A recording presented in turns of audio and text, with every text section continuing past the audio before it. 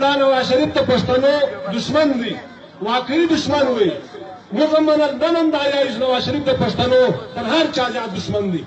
ته وګورئ نواز شریف په دور حکومت کې سکم سره پښتانه سره سوي دي، خیبر پښتونخوا جوړېدله.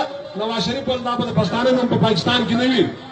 په پنجاب کې نن څونه ظلم روان دي، څونه زیاتوب روان دي، ټولې تاڼې د پښتنو ډکې دي.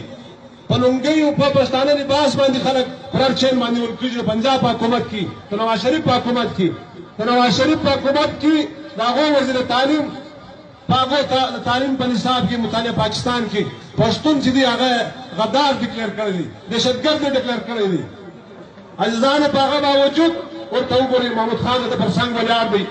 دا سودا چیرې وشوه، دا د پښتانه دشمن چې هغه ازلي دشمن یې وي، دا به یې ویل تر پنجابی مار کړه په یوه ځای ولیدل سره